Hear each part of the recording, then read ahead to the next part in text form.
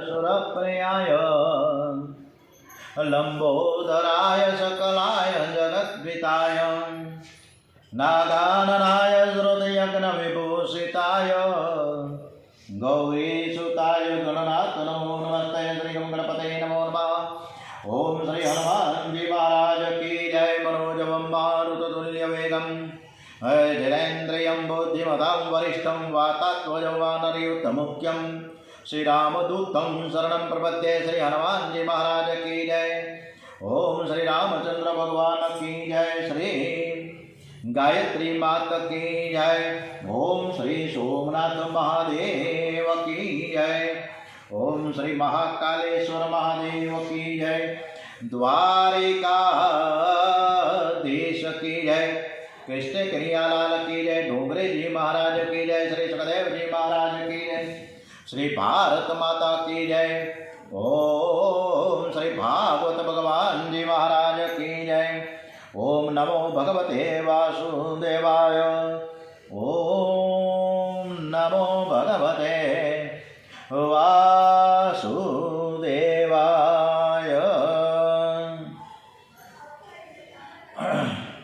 સર્વને આનંદ ન આપી શકાય તો કંઈ નહીં, પરંતુ કોઈને દુઃખ ન આપો, કોઈ દુઃખી થાય તેવું ન કરો। આ કથા આજે બહુ સરસ કૃષ્ણ કન્યાનું પ્રાગટ્ય થઈ ગયું છે।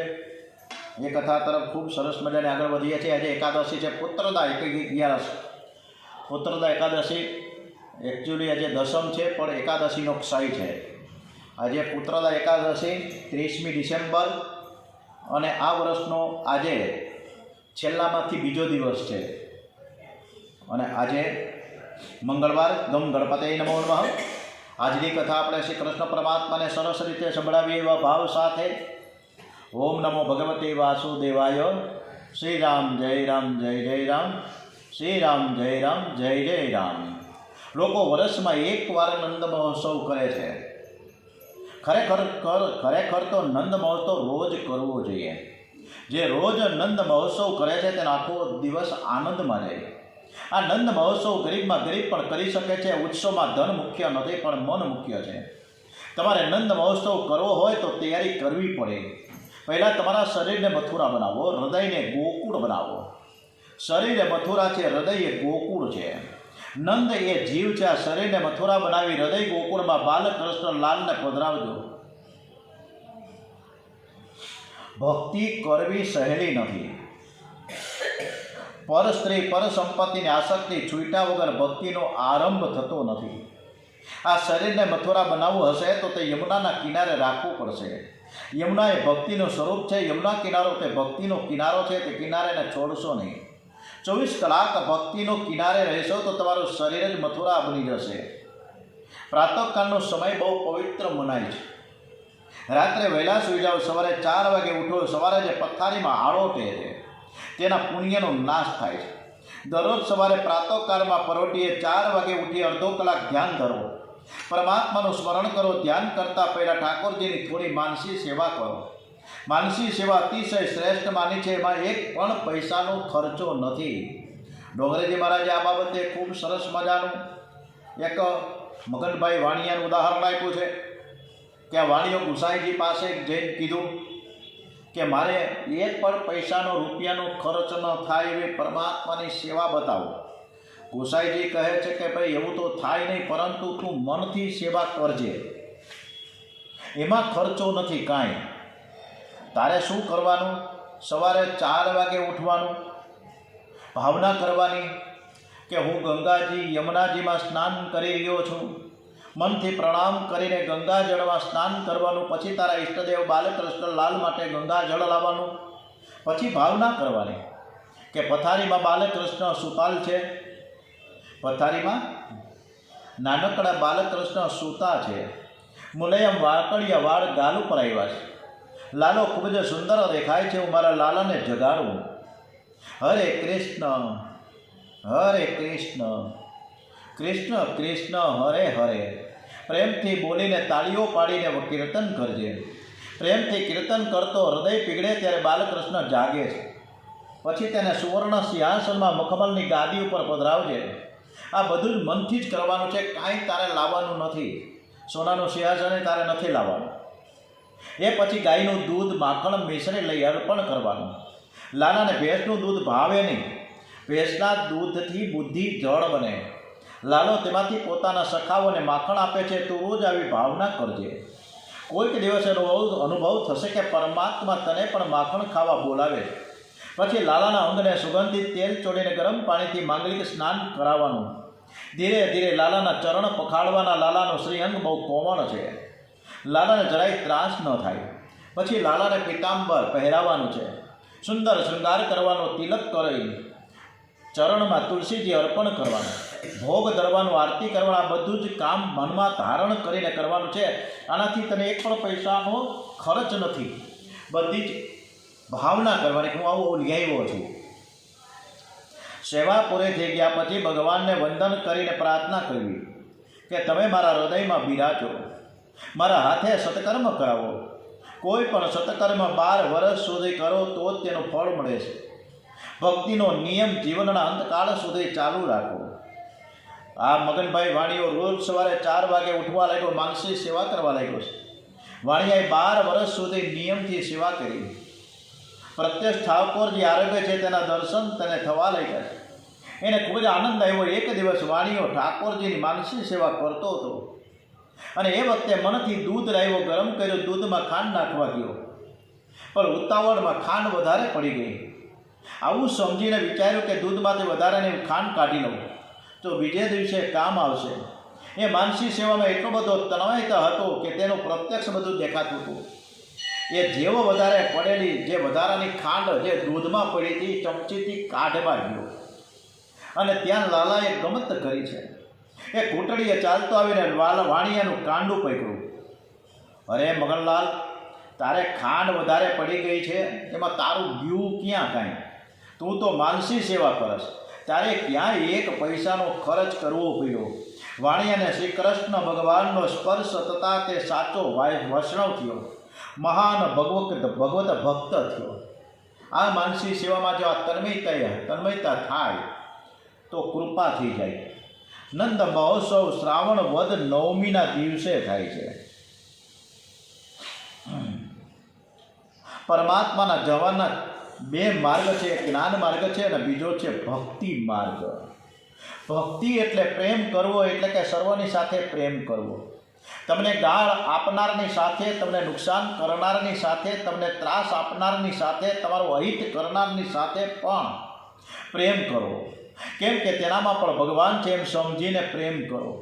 ભક્તિ માર્ગમાં પ્રેમ મુખ્ય છે. શ્રી કૃષ્ણ પ્રેમ સ્વરૂપ છે. શ્રી કૃષ્ણ ઝેર આપનાર પૂતનાની સાથે પણ પ્રેમ કરે છે. સભામાં ગાળો આપનાર શિશુપાલની સાથે પણ પ્રેમ કરે છે. એને સદગતિ આપે છે. ભીષ્મ આચાર્ય યુદ્ધમાં શ્રી કૃષ્ણને અનેક બાણ મળ્યા, છતાં પણ શ્રી કૃષ્ણ ભીષ્મની સાથે પ્રેમ કરે છે. એકવાર ભૃગુ ઋષિ દેવોની પરીક્ષા કરવા ગયા.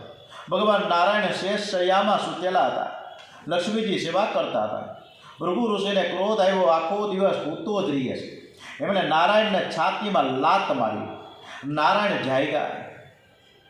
એમણે ભૃગુ ઋષિને કહ્યું કે આપના કોમળ ચરણને કંઈ વાગ્યું તો નથી ને? હું આપની શું સેવા કરું? પ્રભુએ ભૃગુ લાંછન ચિહ્ન ધારણ કર્યું. લક્ષ્મીજી ગુસ્સે થઈને બોલ્યા કે હે દેવાધિદેવ, આ બ્રાહ્મણને તમે સજા કરો. પણ પ્રભુએ તો ભૃગુ ઋષિની સેવા કરવા માંડી હતી. લક્ષ્મીજીને ખોટું લાગ્યું.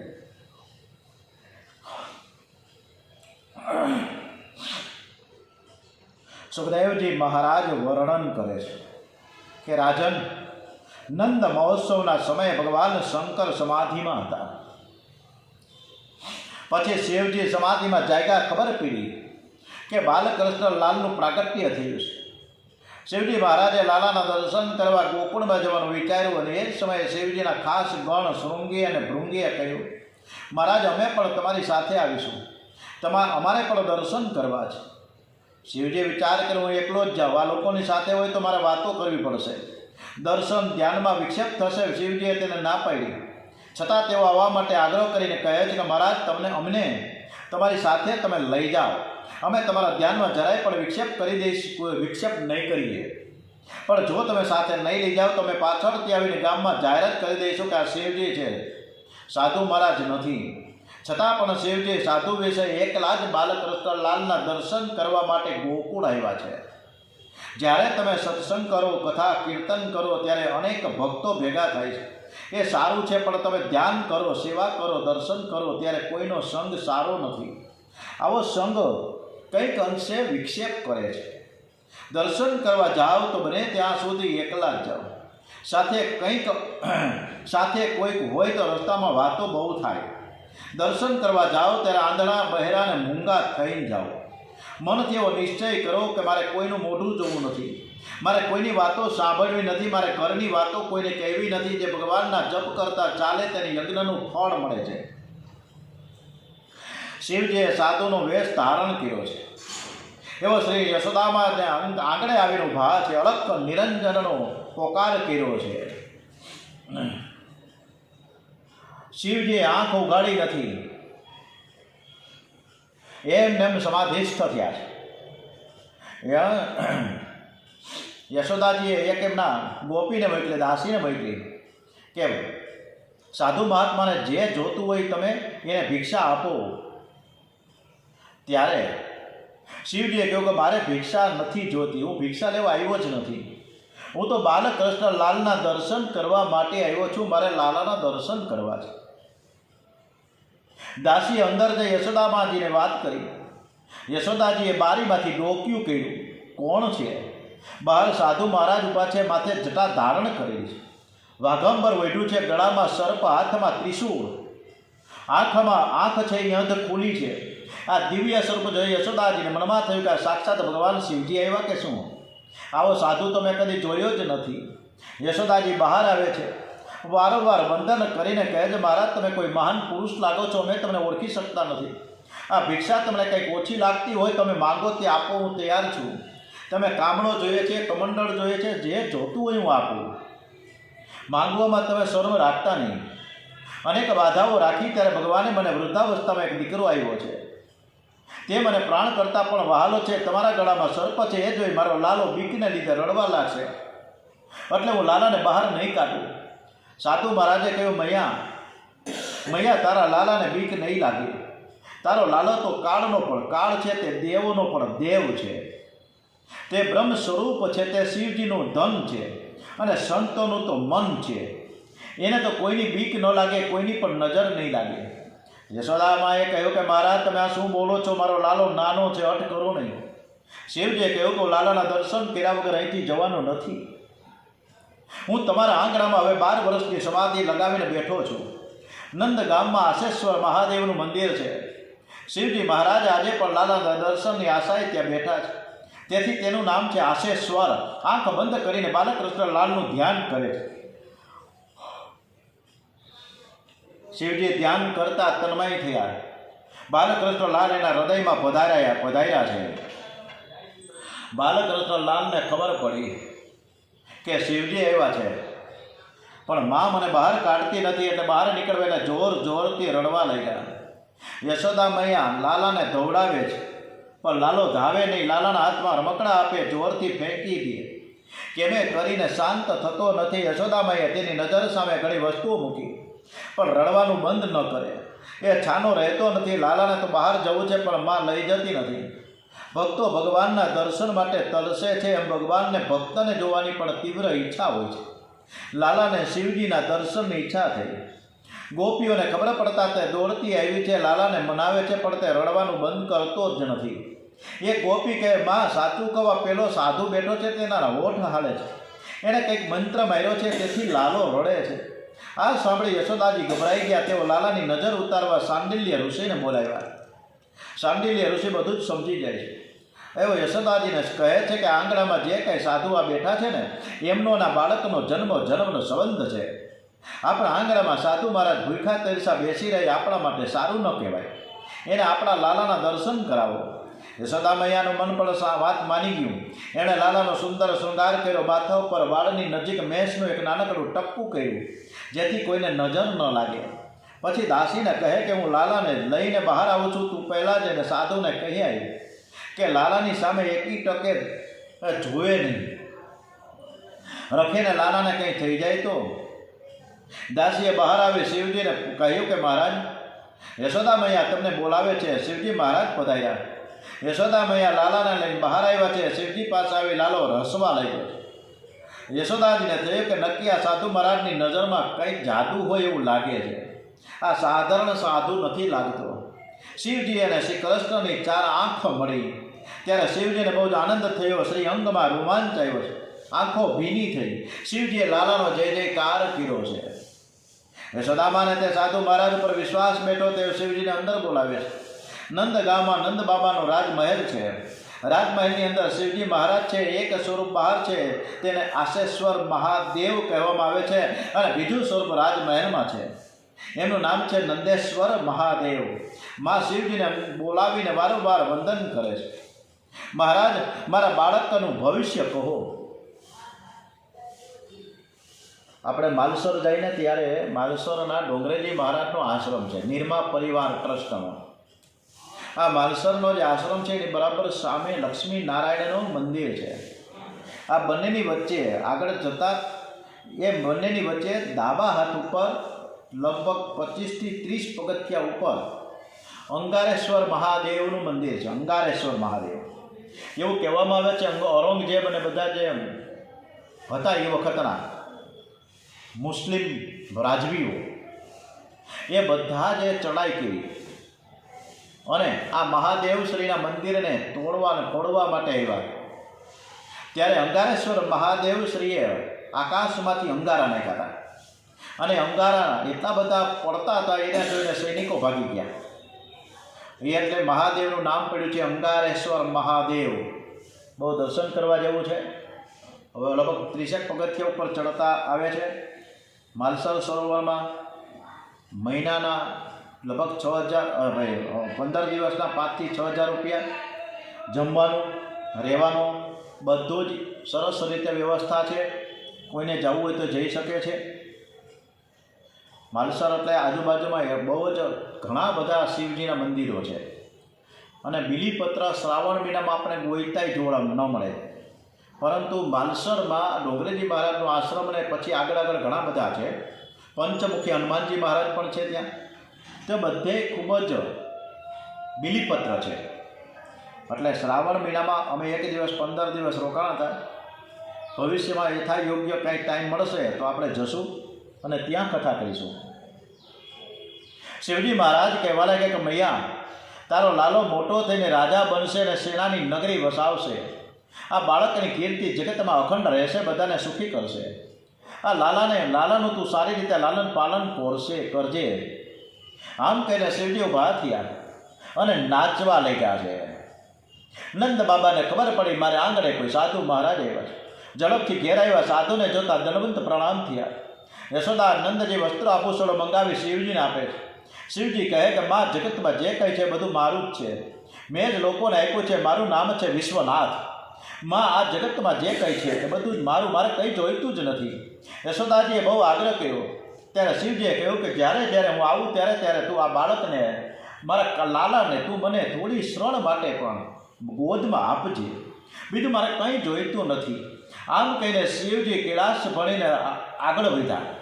શ્રાવણ વદ દ્વાદશીના દિવસે ઉપરની આ જોગી લીલા થઈ અને ત્રયોદશીના દિવસે નંદ બાબા મથુરામાં કંસને કર આપવા ગયા છે. કંસ એ મોટો રાજા, એટલે દર વર્ષે નંદજી કંસને કર આપે છે.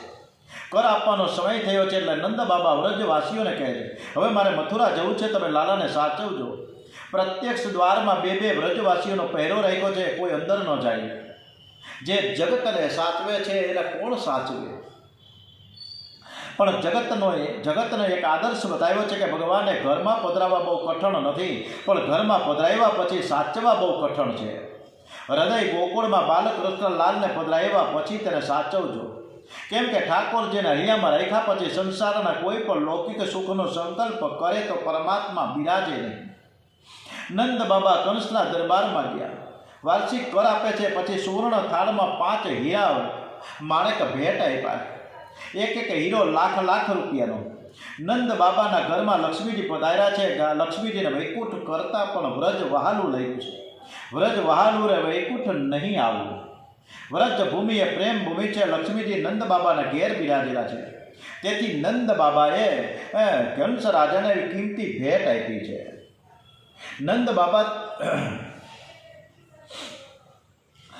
બાબાએ સરસ ભેટ આપી અને કંસને કહ્યું કે વૃદ્ધાવસ્થામાં મારે ત્યાં બાળકનો જન્મ થયો છે, એટલે તમે એને આશીર્વાદ આપો.